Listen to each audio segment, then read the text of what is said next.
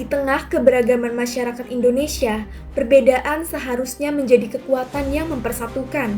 Namun pada kenyataannya, fenomena intoleransi masih sering terjadi hingga saat ini.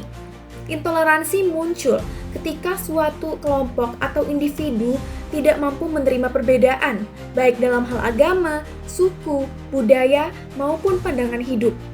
Sikap ini kerap berkembang menjadi ujaran kebencian, diskriminasi, dan bahkan tindak kekerasan. Oleh karena itu, isu intoleransi menjadi sangat relevan untuk dibahas sebagai bentuk konflik sosial yang bertentangan dengan prinsip hidup bermasyarakat di Indonesia, khususnya nilai-nilai yang terkandung dalam Pancasila.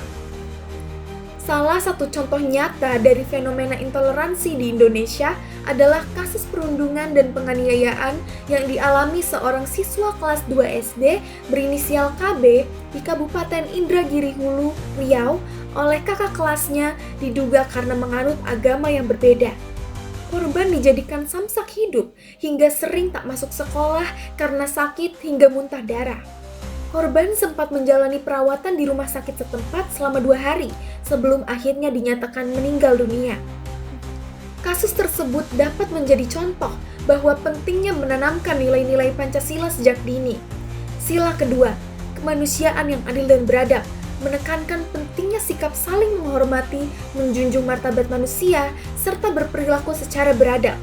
Kasus intoleransi menunjukkan kurangnya penghormatan terhadap nilai kemanusiaan.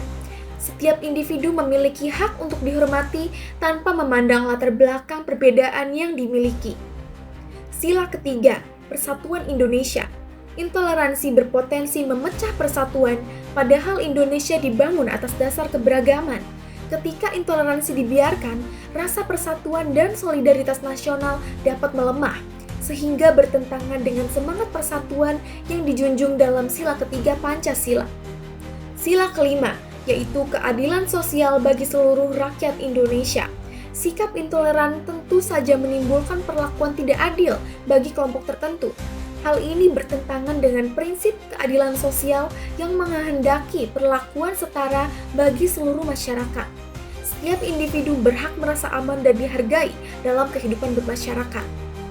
Kasus ini juga merupakan pelanggaran berat terhadap pasal 28B ayat 2 Undang-Undang Dasar Republik Indonesia tahun 1945 yang menegaskan setiap anak berhak atas kelangsungan hidup, tumbuh dan berkembang, serta berhak atas perlindungan dari kekerasan dan diskriminasi, dan hak atas kebebasan beragama pada pasal 29 ayat 2 Undang-Undang Dasar Negara Republik Indonesia tahun 1945.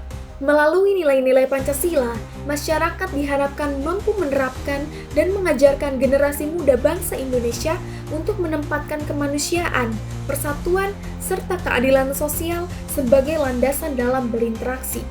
Oleh karena itu, penting untuk melihat bagaimana Pancasila dapat menjadi solusi dan pedoman dalam menghadapi serta mencegah konflik sosial akibat intoleransi.